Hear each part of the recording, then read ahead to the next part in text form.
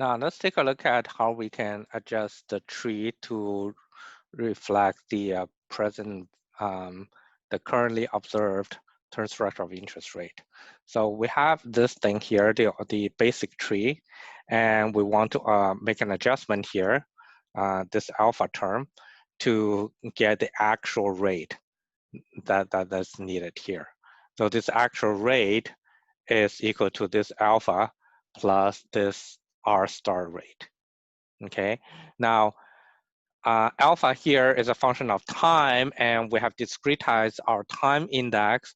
So we have whatever I times delta t. Now in our simple example here, delta t is just going to be 1. So we are doing this time annual time steps.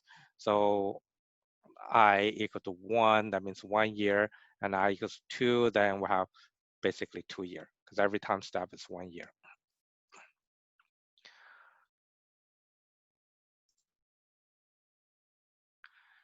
The other information that we need to calculate to help us transform our tree is this Q factor here.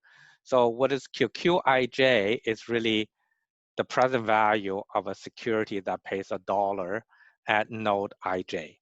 Now, there are actually two aspects here. One is the discounting of $1 from IJ to the present time. And the second thing is the probability from node IJ to the starting point.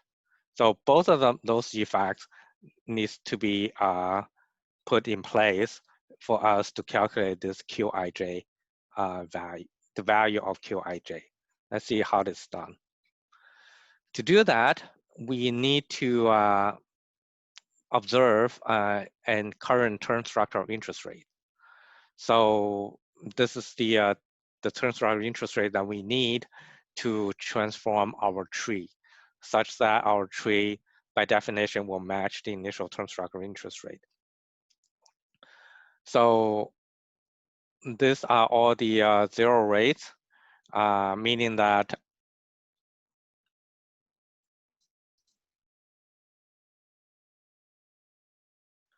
so here is the 1 year rate is 3.8%, zero rate, so a 1 year zero coupon bond will actually have an yield of 3.8%, and the 2 year zero coupon bond will have a yield of 4.5%, which means if you have $1 from that you're going to receive for certain in 2 years, the present value will be e to the power of minus 4.5 times 2, minus 4.5% times 2. Okay, so that gives us the current term structure. Now notice that because our time steps are 1 year, yearly time steps, so we're actually not going to be able to use the point, the 6 months rate and the 1.5 year, which is the 1 year and 6 months rates. All these rates are annualized rates. Okay. So the number we're really going to use in our simple example is really the 1 year and the 2 year annualized rates. So the first part is actually very simple, because to look at the 1 year, since we know the 1 year interest rate, so the rate at year, the starting point is actually very easy, because we know by design, this R star at this node A, which is 0, 0, is 0%, right? And when we know that the interest rate here, the 1 year rate is really 3.8%. So we know the interest rate R must be 3.824%. So alpha then is 3.824. Okay. And so alpha, along with the so alpha plus this thing, which is 0, will give you 3.824%. Now, with that, we have to figure out what are the rates at the nodes of B, C, and D. Well, we know that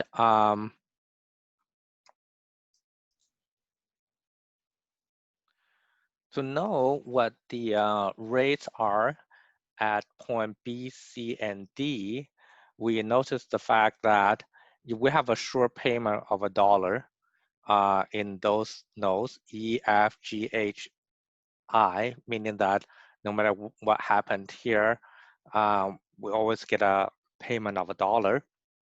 Now we know that $1 a year 2 is really worth currently $0.9137.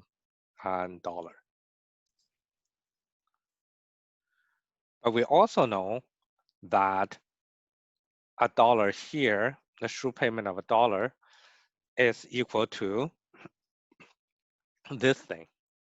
What is that? So, you know, from year 2, you can either go to year 1, have a realized year one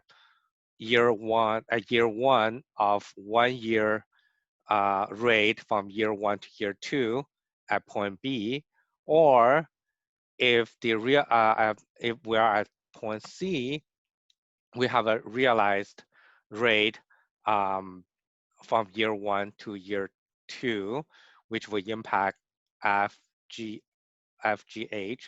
and you were at point D, we have another realized 1 year rate, right? So they have 3 different rates here. And we know the probability of going to have those different realized rates. So from A to B, A to C, and A to D. So from this table here, we know that from A to B is really 16.67%, while A to C is 66.66%, while A to D is again 16.67%. So we know the probability of here to each of those points. And if we know what is the value here of $1 received a year 2, then and also for $1 receive a year 2, with how much is worth at this point, and $1 you receive a year 2, how is worth from here, then we can calculate through here the expected value of that one short dollar discounted all the way to A, which is this formula here.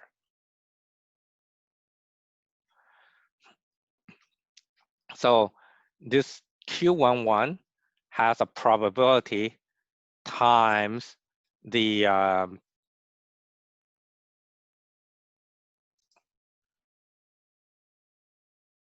discount factor. So the probability times the discount factor. So if you see that as the probability 16.67% times the discount factor, if you are here, that means you're discounting for 1 year, and you know that rate, which is 3.82%. And so Q11 is the probability from A to B times the discounting from B to A. Q10 is the probability from A to C here times the discounting from C to A. And Q1 minus 1 is probability from A to D times the discounting from D to A. And you notice that the discounting part is all the same. It's e to the power of minus 0.0382. But the probability reaching here is different. Okay, that's why you have Q11, Q10, and Q1 minus 1. And here, this one here is determined by the realized 1 year rate at point B.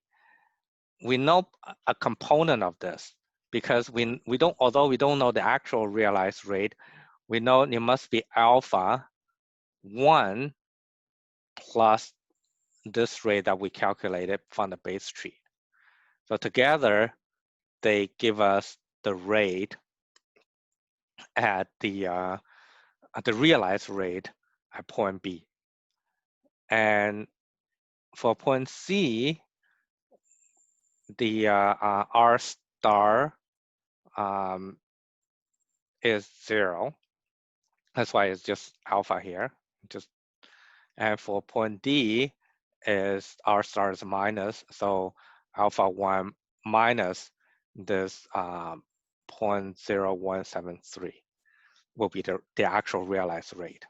Now we know this component, positive, 0, and negative, but we don't know this alpha, so we don't know the actual realized rate. Okay, so we need to calculate A to be able for us to know what actually the realized rate, 1-year rate, is at point B, C, and D. But we know that for a short dollar here paid off, this will be its value at point A, okay? Because we know the 2-year rate.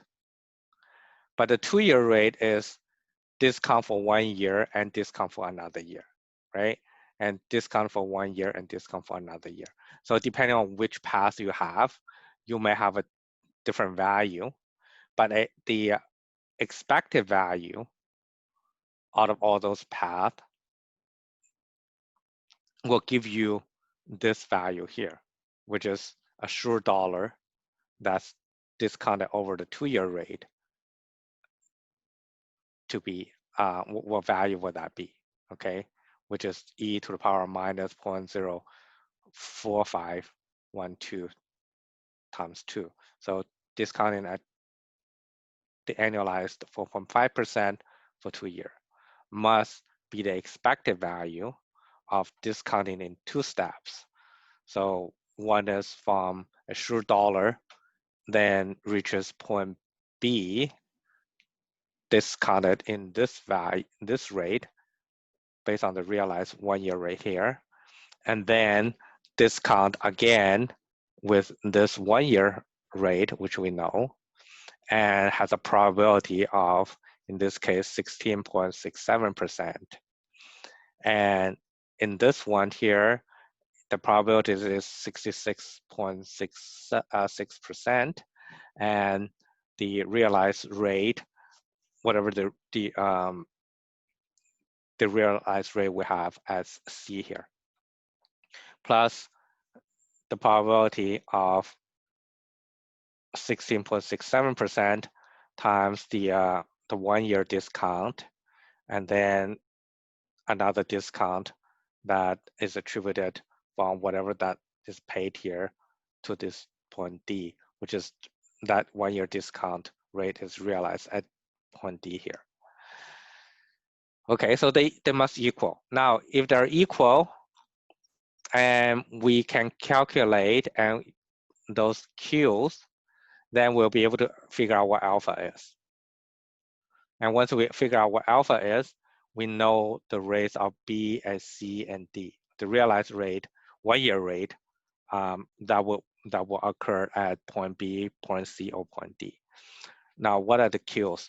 The Qs are calculated. Q11 is actually calculated by this probability of reaching that from A to B times the discounting. Okay. And Q10 is a different probability multiplied with the same discounting. Q1 minus 1 is this one times that. And you should notice that Q11 and Q1 minus 1, they're exactly the same. They're the same number here. Okay. Now, so you have those Qs, and you have this number here, which is from our original tree, and they must match the 2-year discounting here. That gives us the alpha here. And once we have the alpha, which is 0.05205, then the actual realized rate at point B must be 6.9%. The actual realized one-year rate at point C must be 5.2%. The realized rate at point D for 1 year from D to the next year is 3.47%. Okay, so then it gives us the realized one-year rate at different points. You can carry out the same logic, and then we can calculate the 1 year realized rate at point E, F, G, H, and I. It's exactly the same notion here. Then you will need to have a sure dollar paid here, discounted for 3 years, you'll get a value here. And then in order for that value must equal to the different paths that get to this point. So if it's come from this path, this, and here, it must take the realized rate from E, realized rate from B, and calculate the probability of following this path.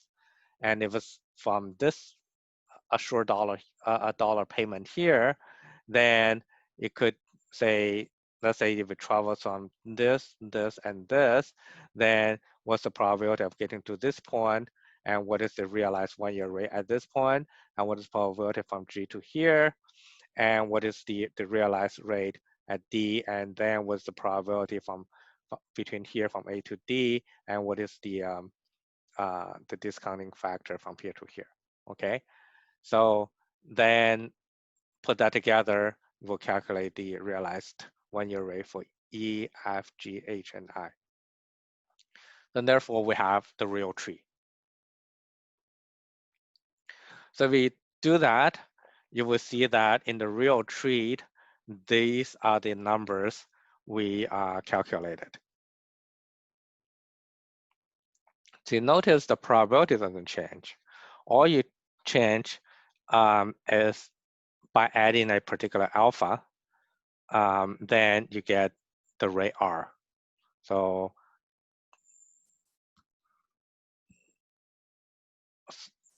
then this, so the final tree will look like this. They're tilted this way here. So once you constructed the rate, you can discount any payment along this tree to see what the actual payment or the value of a dollar at any point here along the tree. So you have certain payoff structure. You can calculate the discounted expected value of that payoff. And that will allow you to use this interest rate tree to calculate any derivative asset that is interest rate related.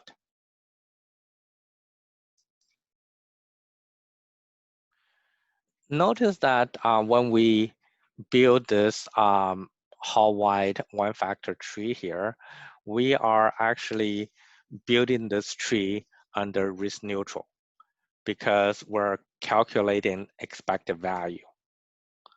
And that the probability that we calculated, the PU, PM, and PD, there are risk neutral probabilities. Okay. And the other thing is by design, you will see that the tree we built will match the initial term structure of interest rate that we observed here. So if we have those numbers here, the probability and the realized interest one-year rate here on all the nodes, if you have zero coupon bonds, you discount them, you will get exactly the implied rate, zero rate that we observed in that table.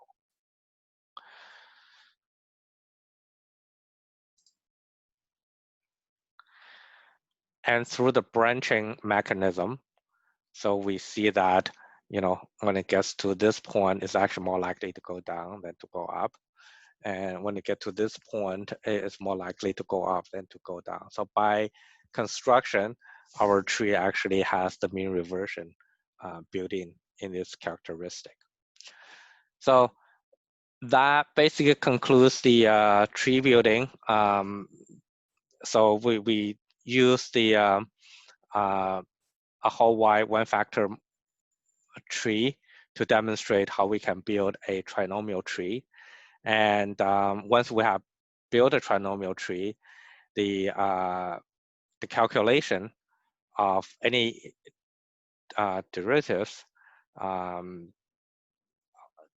can actually be implemented very similar in a fashion very similar to what we have discussed for the binomial tree, right? So all you need to do is to calculate the payoff, and then you discount the expected value of the payoff. Okay, so you get the expected value here. So you get a discounted expected value all the way to point A here, and of that payoff, then you will get the price of the derivative asset. So you work backwards, very similar to a binomial tree. All right, so that concludes our lattice method. Then next one, we're gonna move into Monte Carlo simulation.